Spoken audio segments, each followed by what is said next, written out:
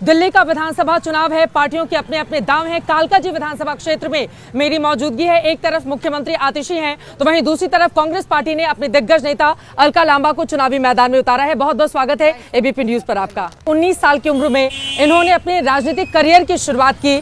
विधायक भी आप चांदनी चौक से रह चुकी हैं, लेकिन कालकाजी की सीट बहुत मुश्किल है, तो अब बस चूंकि कुछ ही दिन बाकी रह गए हैं, क्या है तैयारी कितना है? पूरी है, जोश पूरा अपने चरम पर है। लोगों से रिस्पांस मिल रहा है। कारण ये है कि बीजेपी और आम आदमी पार्टी को 10 साल मौका मौका मौका और मौका मांग रहे हैं अभी भी, और मौके ही इन्हीं को मिले और हर बार मौका देने पर धोखा हुआ है। अब लोग कह रहे हैं धोखा नहीं, मौका नहीं, अब बदलाव होगा। और लोग कांग्रेस, ये सीट परंपरागत कांग्रेस की रही, 3 बार 15 साल हमारे सुभाष चोपड़ा जी विधायक रहे और शीला जी की सरकार बनी यहाँ से। अब लोगों ने इनको देकर मौका देख लिया, धोखा हुआ, अब कांग्रेस की तरफ वोट और विश्वास लौट रहा है। लेकिन कैसे होगा? 5000 से कम वोट पिछली बार मिले थे, 5% से कम वोट शेयर मिले थे, तो इस बार इतना क्या कमाल हो जाएगा? आप मुख्यमंत्री के सामने उम्मीदवार हैं, ये बड़ी चुनौती। कमाल 13 में कैसे हुआ था, 15 में कैसे हुआ, 20 में केजरीवाल का पार्टी नहीं थी, एक कार्यकर्ता नहीं था, एक वोट नहीं था, कोई काम नहीं था, हुआ ना कमाल। क्योंकि लोग जब बदलाव की ठान लेते हैं तो बिल्कुल अलका लांबा भी जो है इस बार नीरज चोपड़ा की तरह भाला फेंकने वाली है। 5000 पे खड़ी हूँ, 50,000 5 तारीख को भाला फेंक पार जाएगा। आतिशी जी हार जाएंगी यहाँ से, आप ये कह रही हैं? बिल्कुल 100% हारने वाली आतिशी।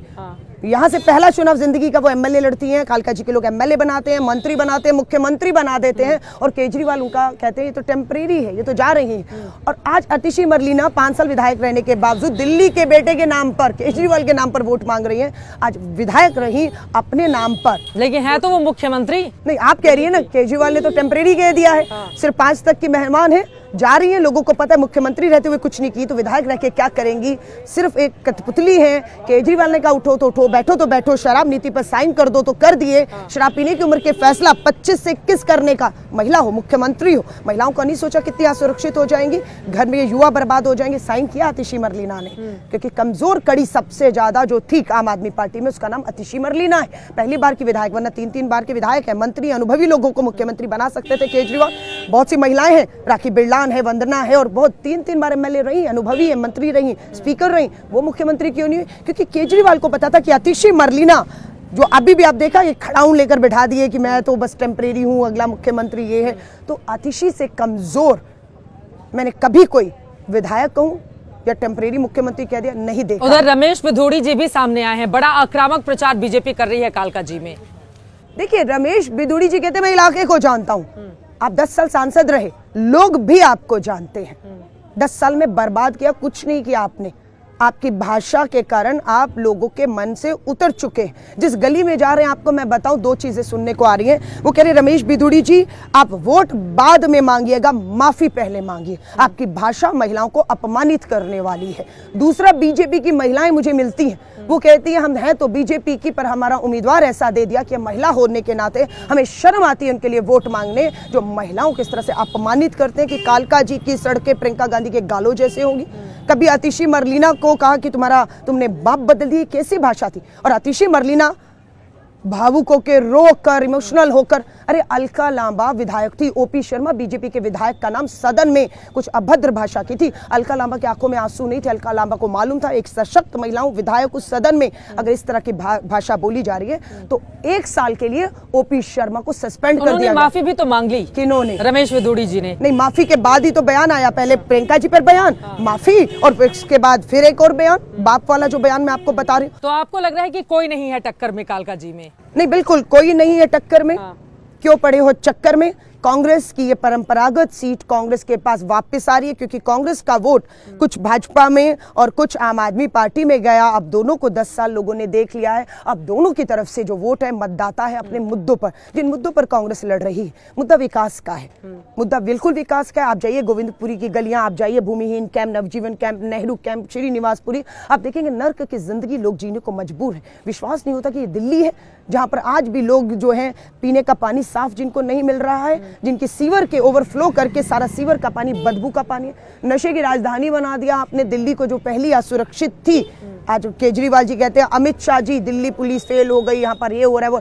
अरे तुमने शराब की राजधानी बनाने में कोई कसर नहीं छोड़ी, आग में घी डाला। अरविंद केजरीवाल जी की ओर से कहा जा रहा है कि इलू इलू चल रहा है बीजेपी और कांग्रेस के बीच में। अब राहुल गांधी ने आक्रामक चुनावी प्रचार कर दिया उनको लेकर, शीश महल को लेकर और बाकी मुद्दों पर भी घेरा, तो उन्होंने कहा कि बीजेपी की भाषा बोल रहे हैं राहुल गांधी।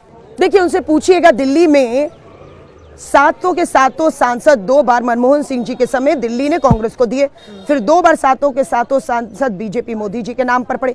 ये पहला चुनाव था जो अरविंद केजरीवाल से हमने मिलकर लड़ा और गलती की, क्योंकि 7 सीटों पर 4 सीटें तो केजरीवाल जी आपके पास थी। अब कितनी गलती कांग्रेस करती रहेगी? 13 में सपोर्ट करती है सरकार बनाने के लिए, फिर उनके साथ चुनावी मैदान, गलती पर गलती करते रहते हैं। जनता हमें बता रही है ना, हमने तो ये कहा कि 32 उनको मिली है, 28 केजरीवाल को, हमारे पास 8 है।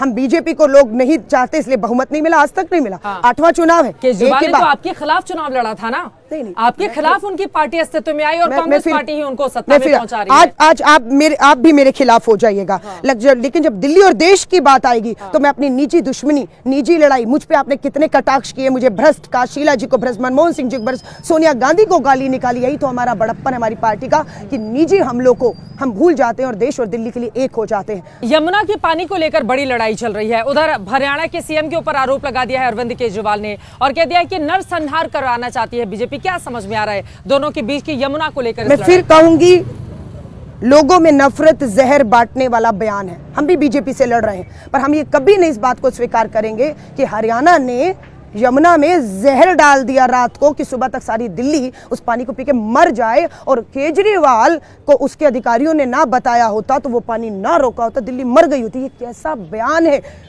आप अपनी सिर्फ सत्ता और कुर्सी के लिए, मुख्यमंत्री के पद के लालच के लिए हरियाणा और दिल्ली को लड़वाना चाहते हैं, नफरत का जहर घोलना चाहते हैं। किसी ने जहर नहीं घोला, अगर जहर घोला है तो अरविंद केजरीवाल जी। पिछले 10 साल में यमुना में आपकी विफलताओं, नाकामियों की वजह से बीजेपी और आम आदमी अगर मिलकर काम करती तो यमुना साफ हो सकती थी 10 सालों में। लेकिन आप शासन प्रशासन लड़ता रहा 10 साल, बीजेपी आम आदमी पार्टी लड़ती रही, केंद्र की भाजपा सरकार और दिल्ली की केजरीवाल सरकार, 10 साल आपस की लड़ाई।